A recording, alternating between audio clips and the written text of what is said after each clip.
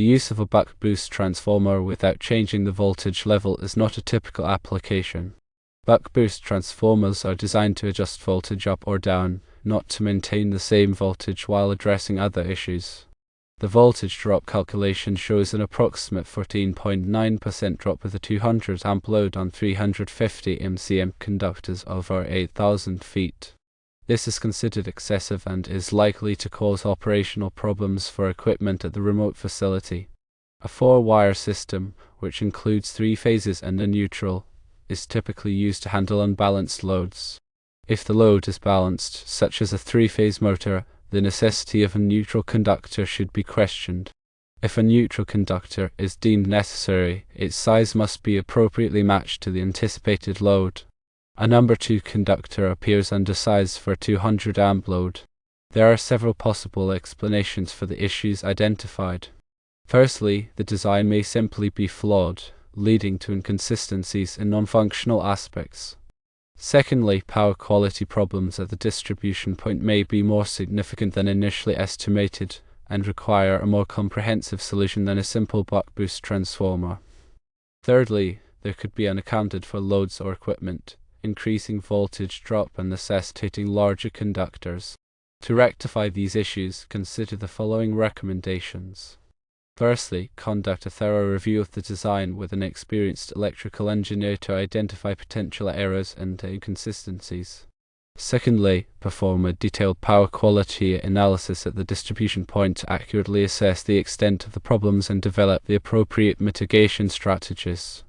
Thirdly, recalculate the voltage drop based on a corrected design and realistic load expectations to ensure compliance with specifications. If excessive voltage drop persists despite these measures, explore alternative solutions. These solutions could include 1. Installing voltage regulators at the remote facility, 2. Using larger conductors to reduce resistance, and 3. Considering a different voltage level, such as 2400 volts, to minimize voltage drop over the long distance. The formula for voltage drop in a 3-phase system is voltage drop equals the square root of 3 multiplied by the current multiplied by the impedance, all divided by 1000. The impedance is dependent on the conductor material, size, spacing, and operating temperature. National Electrical Code Chapter 9 Table 9 provides AC resistance and reactance for conductors. For example, using Table 9, 350 mcm copper conductor has an AC resistance of 0.77 ohms per 1000 feet and a reactance of 0.46 ohms per 1000 feet. These values are at 75 degrees Celsius. Firstly, calculate the impedance. Impedance equals the square root of resistance squared plus reactance squared. So in this case, impedance equals the square root of 0.77 squared plus 0.46 squared. Impedance equals the square root of 0.5929 plus 0.2116. Impedance equals the square root of 0.8045. Impedance equals 0.897 ohms per 1000 feet. Secondly, calculate the voltage drop. Voltage drop equals the square root of 3 multiplied by the current multiplied by the impedance, all divided by 1000. Voltage drop equals 1.732 multiplied by 200 amps multiplied by 0.897 ohms. Since the run is 8,000 feet, the impedance needs to be multiplied by 8. This number is then divided by 1000. Voltage drop equals 1.732 multiplied by 200 multiplied by 0.7176 divided by 1000. Voltage drop equals 248.4 divided by 1000. Voltage drop equals 0.2484 per unit. To calculate the percentage voltage drop, take the voltage drop and divide by the source voltage. Percentage voltage drop equals 0.2484 divided by 460 volts. Percentage voltage drop equals 0.54. Multiply by 100 to convert to percentage. The voltage drop is 5.4%. This calculation doesn't include the correction factor for conductors in a raceway. NEC Table 310.15. B3. states that with 7 to 9 current carrying conductors, the ampacity is reduced to 70%. This will increase the operating temperature and the impedance. In this scenario, it may be beneficial to install the conductors in multiple conduits to reduce the amount of current carrying conductors in a single conduit. The smaller neutral conductor is a concern if there are single-phase loads in the 208/120 volt transformer. If there are single-phase loads, the neutral needs to be large enough to carry the unbalanced current. The NEC provides guidance on sizing the neutral conductor based on the expected unbalanced load. For example, if the majority of the load is nonlinear, the neutral conductor may need to be the same size as the phase conductors. According to NEC section 220.61, a feeder or service neutral load shall be the maximum unbalanced load determined by the following. Firstly, a neutral conductor shall be permitted to be sized at 100% of the unbalanced load. The unbalanced load shall be the maximum net calculated load between the neutral conductor and any one ungrounded conductor. Secondly, for other than dwelling units, it shall be permissible to reduce the neutral conductor load as follows. A feeder or service supplying household cooking appliances shall have the neutral load determined by using table 220.55. B. For a feeder or service supplying electric ranges, wall-mounted ovens, counter-mounted cooking units and electric dryers, the maximum unbalanced load shall be 70% of the load on the ungrounded conductors. C. For feeders or services supplying inductive lighting, electric discharge lighting, data processing equipment, or similar equipment, it shall be permissible to reduce the neutral conductor load to a value not less than 50% of the load on the ungrounded conductors. At 8,000 feet, consideration should be given to using a higher voltage such as 4,160 volts or 12,470 volts. Using a higher voltage will reduce the current and therefore reduce the voltage drop. The NEC provides guidance on conductor ampacity in section 310.15. The ampacity of a conductor is the maximum current, in amperes, that a conductor can carry continuously under the conditions of use without exceeding its temperature rating. The ampacity depends on several factors, including the conductor material, size, insulation type, installation method, and ambient temperature.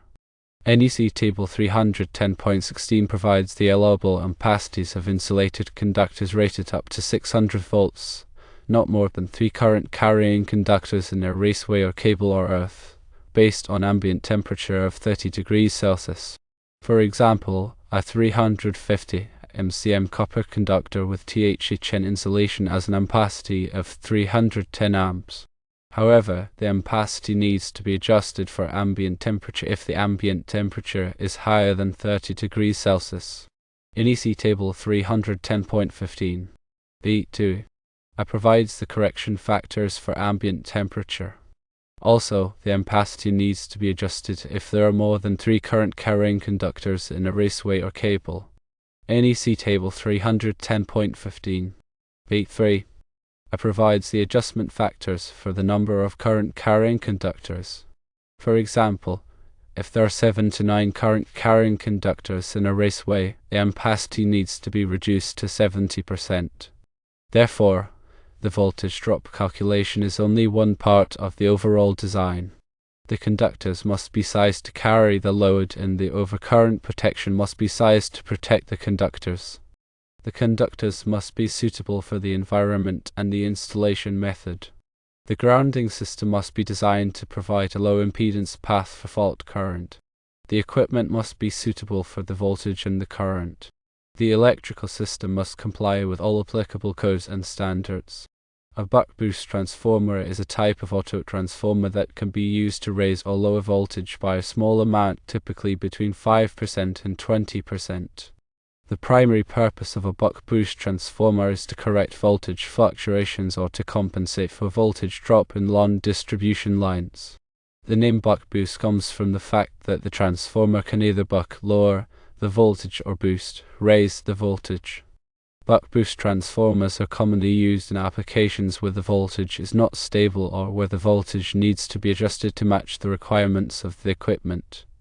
Buck-boost transformers are available in a variety of sizes and configurations to meet different application requirements.